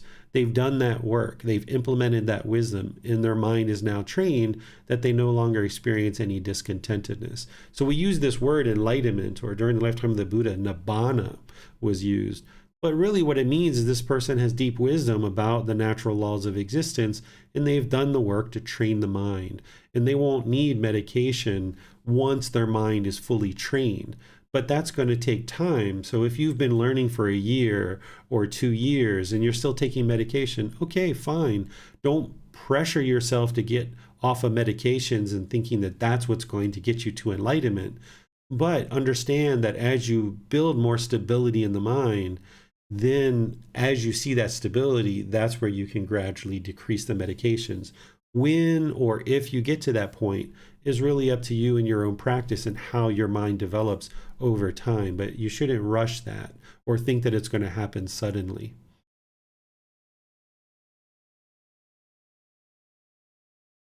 Thank you, sir. And Shantana asks, how to teach, share, apply the knowledge of the cause of ADHD, ADD, that it come from craving, desire, attachment with my students. I am working in school in special education, and I see those children get suppressed by medication so that they can, in public school environment, so that they can be in public school environment. If I was a public school teacher, I wouldn't share this with the students because it's not my place. If my role in public school is to teach English or to teach math, then that's what I'm going to teach. I'm going to teach English or I'm going to teach math. My role in that situation isn't to teach the Buddhist teachings. So it's important that we stick to our role and that we know that what we're fulfilling in that situation. That would be the way to handle that, is to teach what it is that your role is to teach, rather than think that you need to, share this particular wisdom with those people. Because if those children's parents have decided that they're going to use medications to address this, then it's the parents that are making that decision, and their parents are sending the child to school to learn English or math. They're not sending them there to learn this particular content, and you can get yourself into a lot of challenges and difficulties if you're not fulfilling the role that it is that you're meant to fulfill. Thank you, sir. She's followed up with, or Santana followed up with, how to bring the right view knowledge to the U.S./school community. The best way to do it is to hold events where there's retreats and learning opportunities, and then just invite people to come learn. They have to make the choice to come learn. You can't force somebody to get to enlightenment. You can't force them to gain wisdom. You can't force them to train their mind.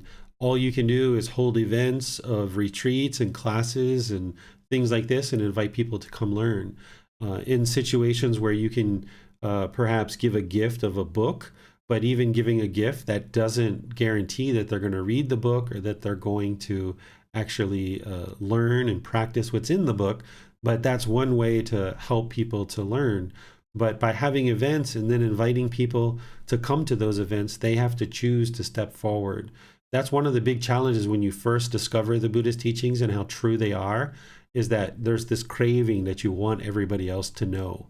But you have to eliminate that craving and just focus on your own practice, and where you would like to set up events and invite people to come learn. Those people who choose to come learn, they can learn. People who don't choose to come learn, they won't learn. They're just going to continue to suffer. And that's what they need to experience, and that's what they're choosing for their life.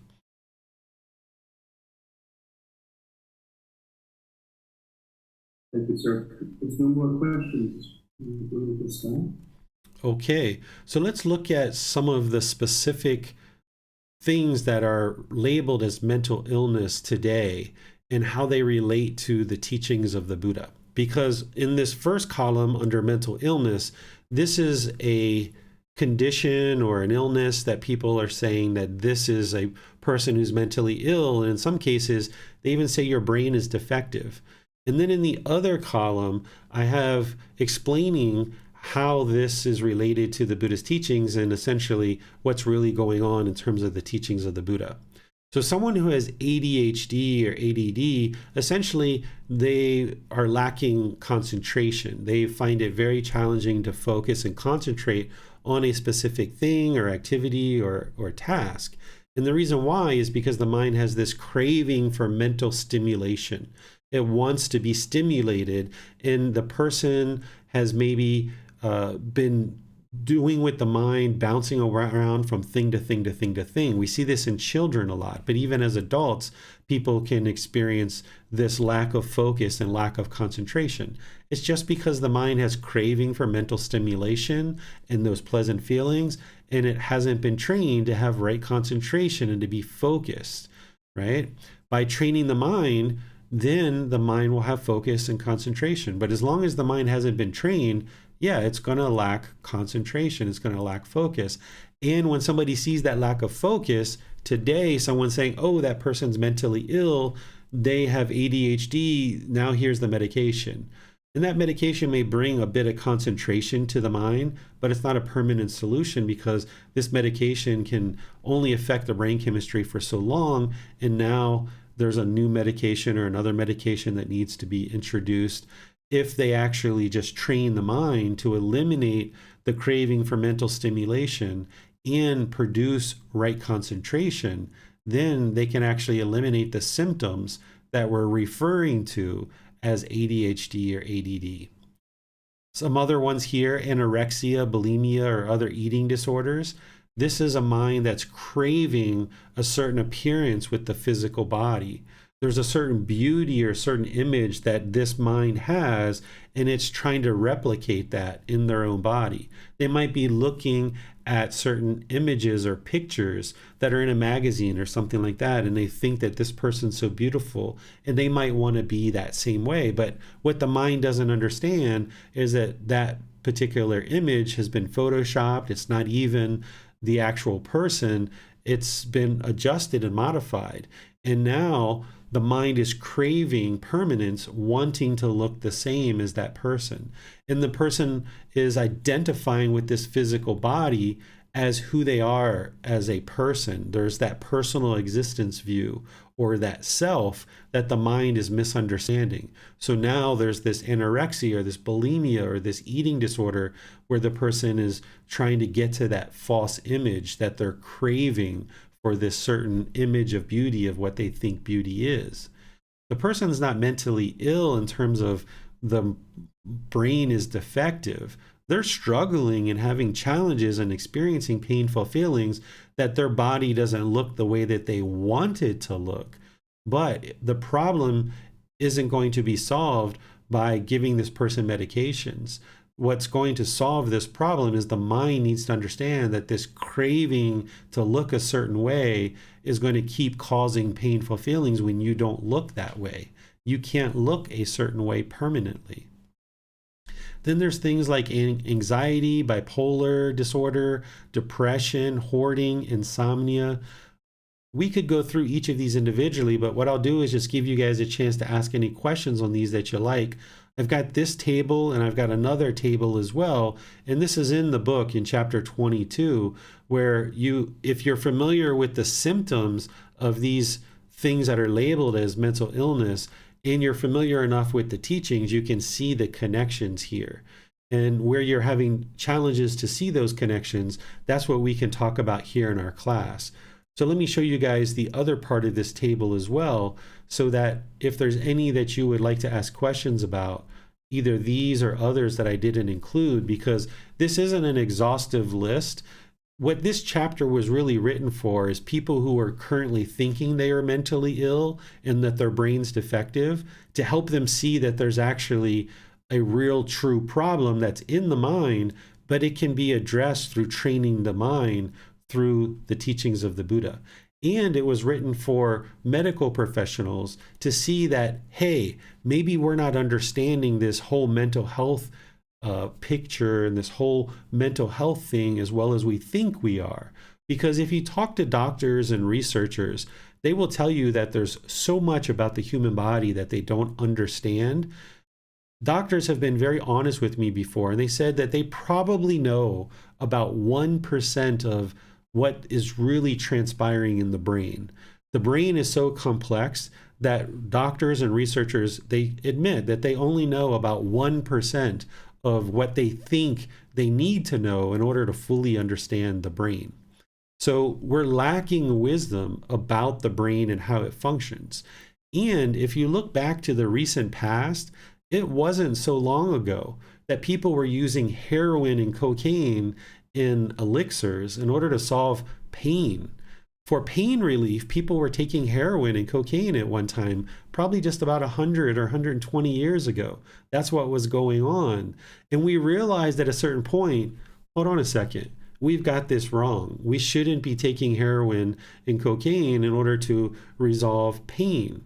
So we updated our wisdom and we updated our practices, and we realized that heroin isn't a good pain reliever, that people are going to actually get addicted to this, and we shouldn't be using it. So nowadays, what I'm sharing is that we are looking at this mental health in a way that we don't fully understand, because there's this lack of wisdom of what's really causing the mind to be discontent.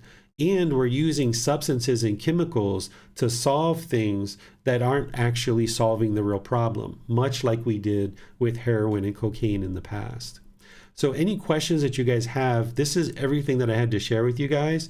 If you guys have questions on any of these things, I can explain to you what the symptoms are and how they're related to just pollutions of the mind, and how through training the mind, it will actually eliminate the symptoms that are being experienced through what we're calling mental illnesses today.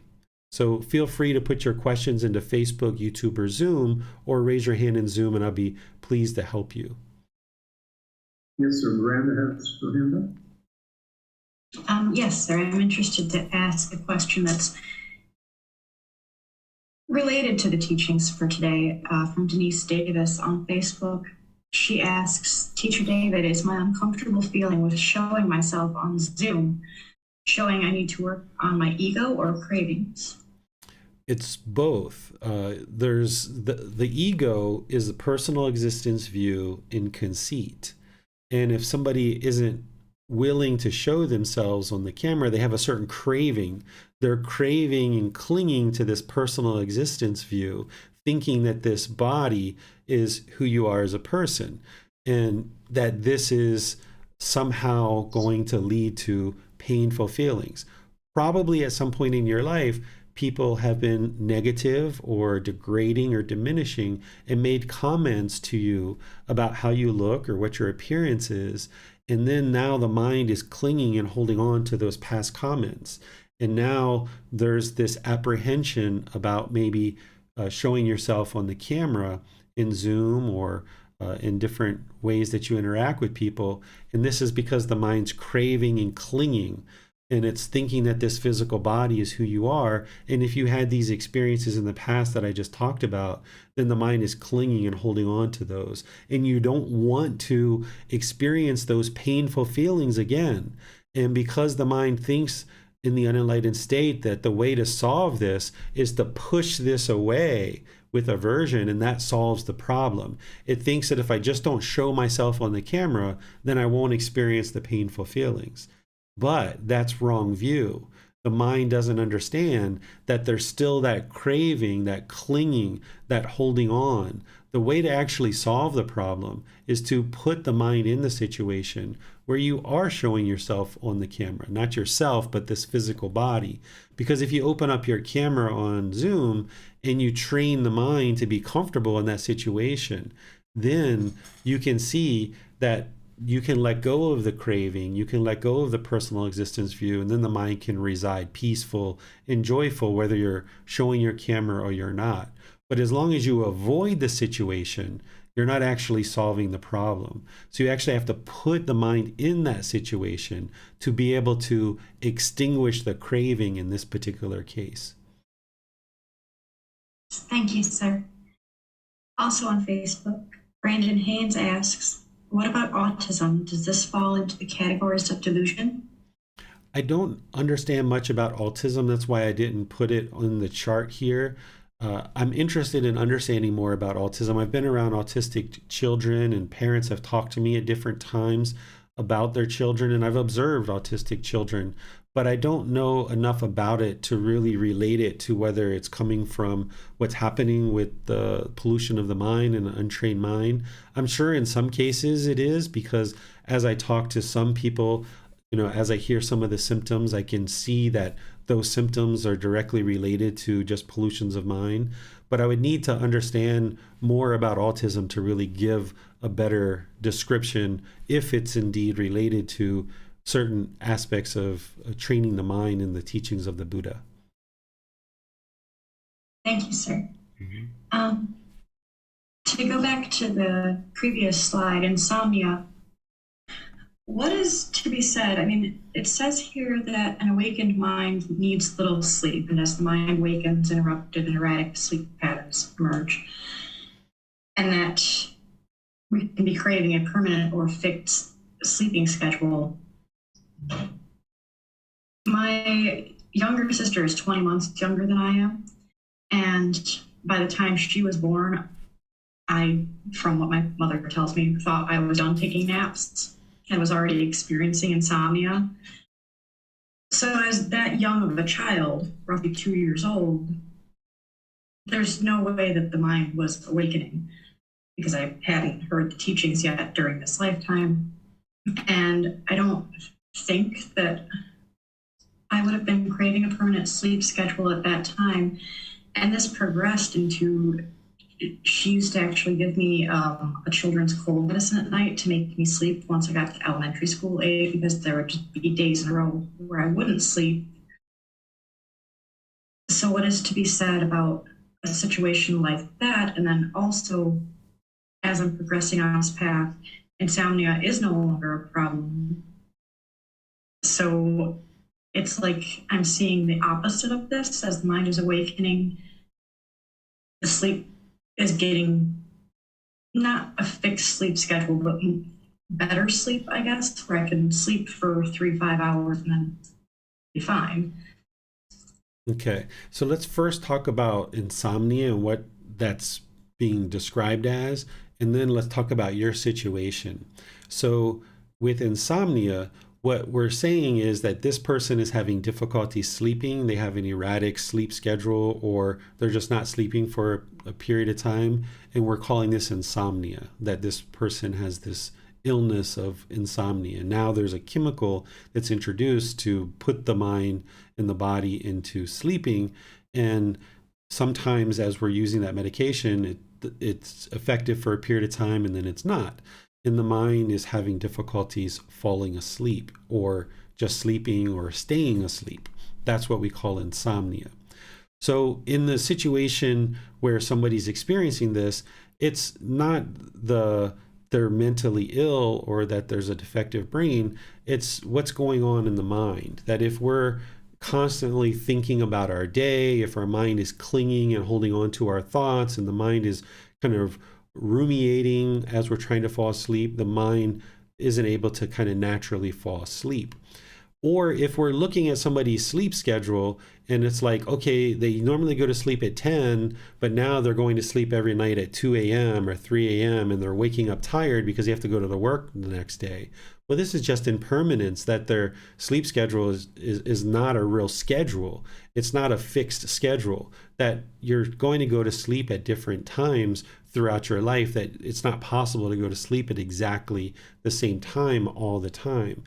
And as somebody's mind awakens and they're starting to learn, the mind has their sleep schedule, it kind of bounces around and they need less and less sleep. But as the mind gets more fully trained and the pollution of mind is out of the mind, there's no longer this craving and clinging. So the mind doesn't have this constant thinking and this bombardment of thoughts, that it is easier for someone to fall asleep at night. That is, their mind is more well trained. So this explains your situation, Miranda, that when you were born into this life, I'm almost confident that you studied these teachings in a prior life, and that when you were born into this life as a child, there was a certain recollection of the teachings, even though at 2 years old you wouldn't have been able to articulate them, but there was a certain amount of wisdom that you had that was there, and that the mind was aware of these teachings, and it might have been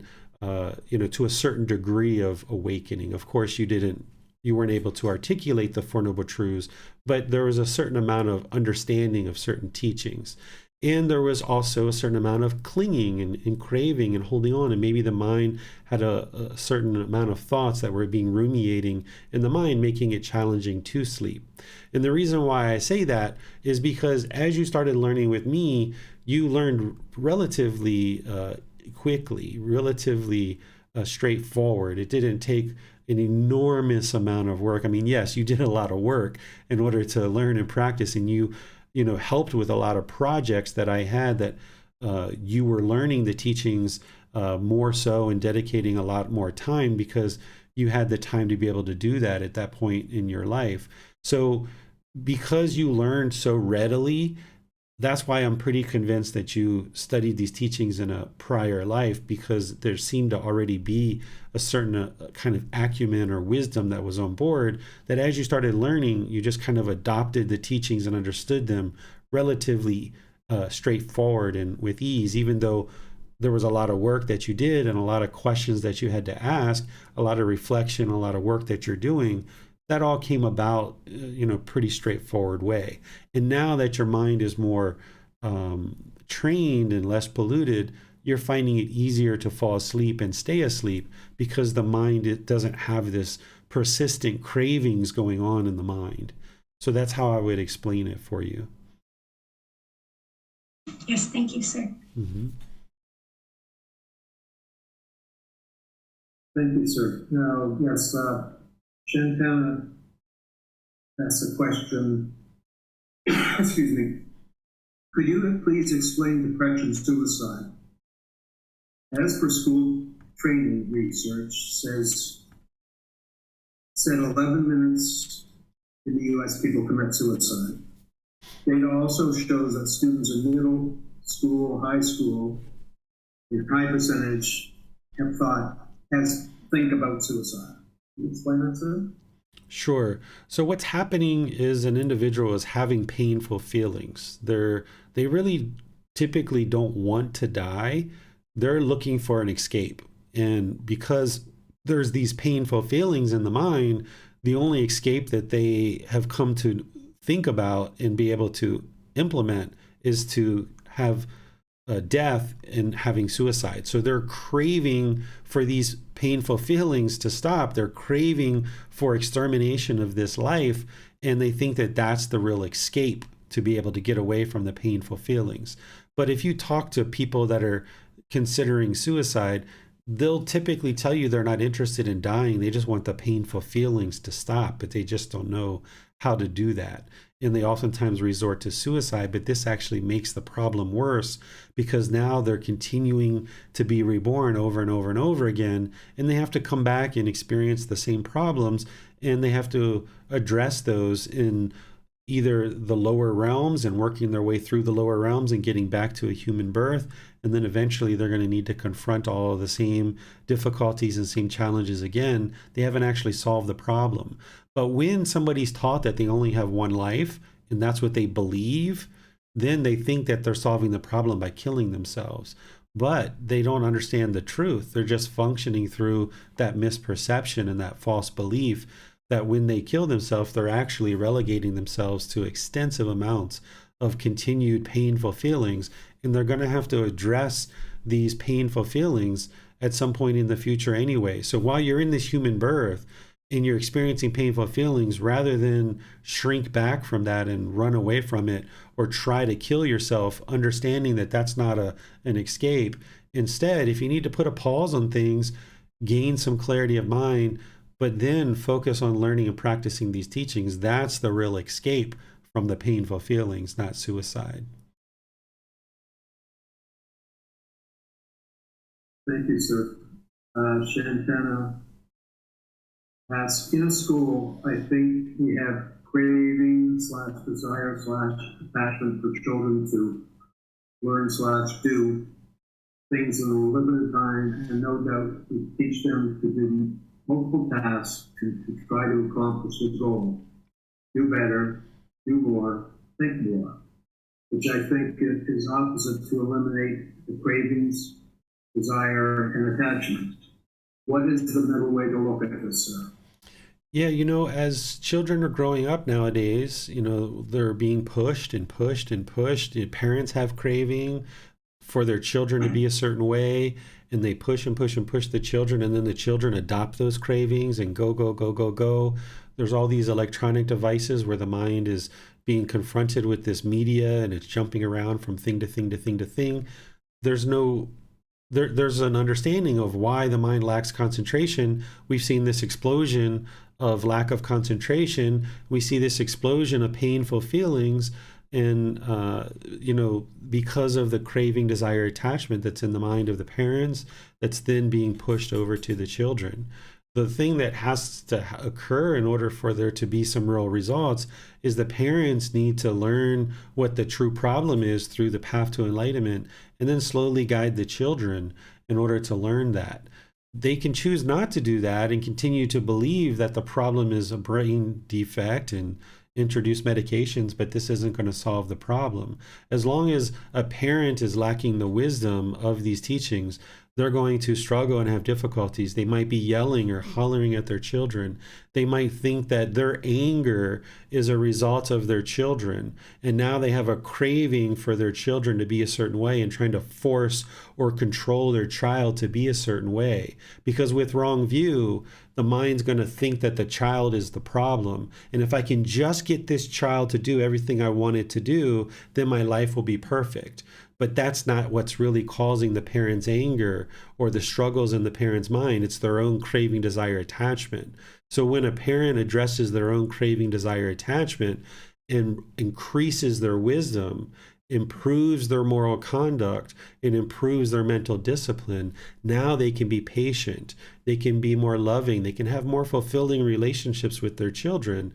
And as they're guiding their children with more patience, then they'll see that their child will learn that patience. When the parent has better moral conduct and more focus and concentration, and they can guide the child in how to do that, then the child will be able to do that. But as long as the parent is lacking the wisdom of how to train the mind, and they're lacking this wisdom, this moral conduct, and this mental discipline, then their child is going to lack that too. This is why people say that mental illness is genetic and it runs in families. It's actually not mental illness to begin with. The brain isn't defective. It's not passed down in genes. What it is that the parents are lacking wisdom of how to have moral conduct and mental discipline. And now the children grow up conforming to what the parents do. And because they see their parents' mind out of control, their mind becomes the same way because they're just mimicking and conforming to what their parents are doing. So it's not genetic. It's just beings conforming to what other beings are doing. So if a child grows up in a household where there's lots of difficulties and struggles, where people yell and holler at each other, then that child's going to grow up and yell and holler at people. Or if a child grows up in an environment where people are blaming everyone else for their feelings, then that child's going to grow up and blame everyone else for their feelings. Wrong view is going to get more deeply implanted in the child's mind, and that's what they believe is the real problem. But that's not true. So these challenges that we see in families, they're being handed down through learned behaviors. It's not being handed down through genes, because wisdom in the mind doesn't get handed down through genes. But when we are lacking wisdom, moral conduct, and mental discipline, then our children are going to lack that too. But conversely, when we first as parents gain wisdom, and then we practice moral conduct and we practice mental discipline, and we know how to do this for ourselves, then we can patiently guide our children how to do it, and they will grow up in a much better way than what we potentially grew up with if we were struggling with these things when we were growing up. Our children don't have to go through those same struggles if we do the work as parents to first work on our own mind. And then we can politely and respectfully guide our children to do the same thing.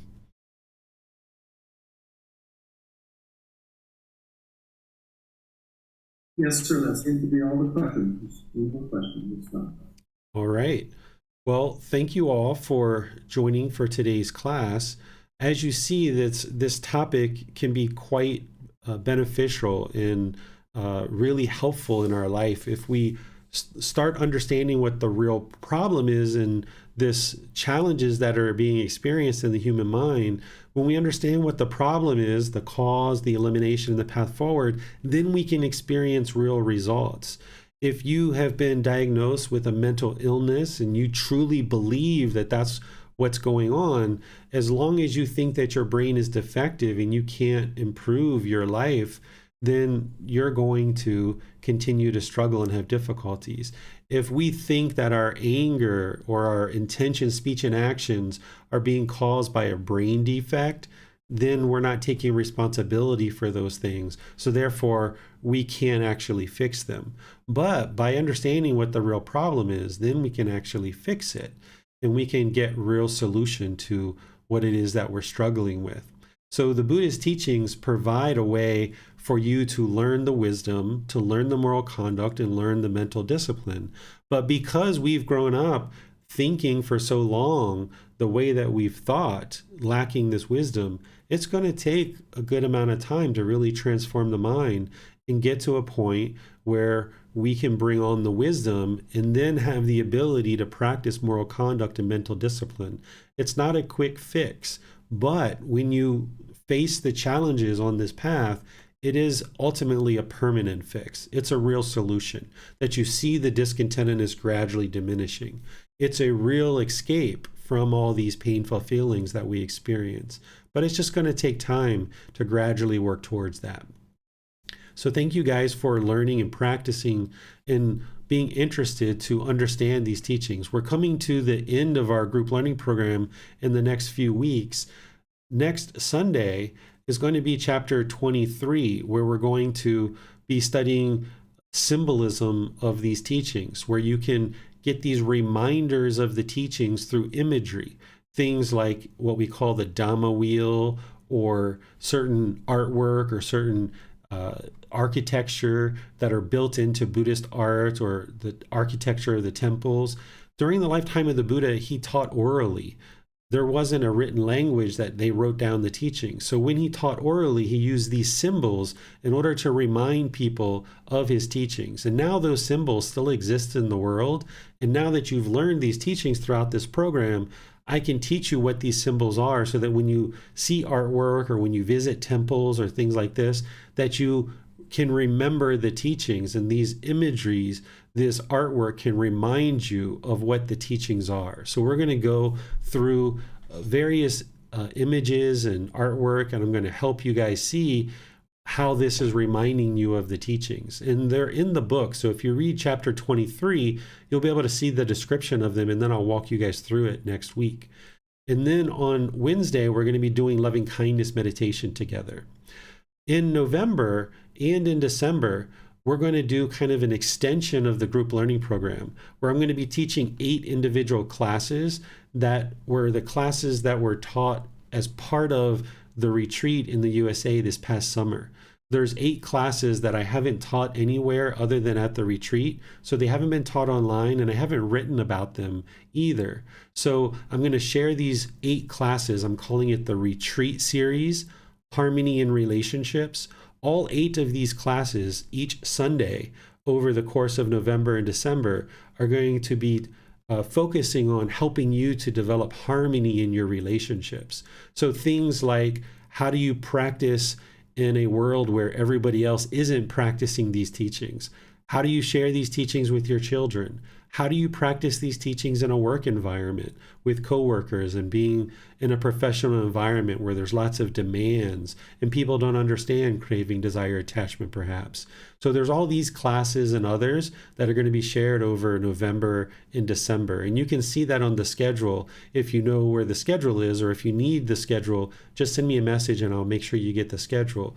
You'll see these 8 classes showing up in November and December. And then the beginning of January, we're going to restart the group learning program from the very beginning. So perhaps I'll see you guys in some of these future classes. In the meantime, have a very lovely and wonderful rest of your day. We'll see you next time. Sawadee Kap.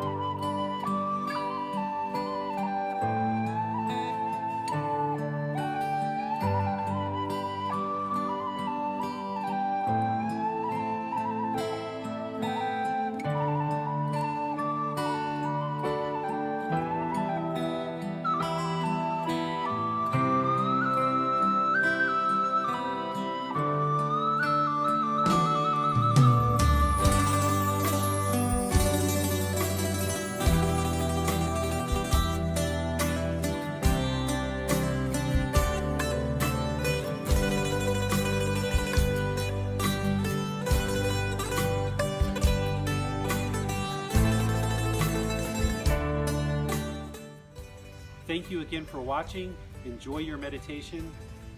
Look forward to seeing you online and answering any questions that you might have. Thank you so much.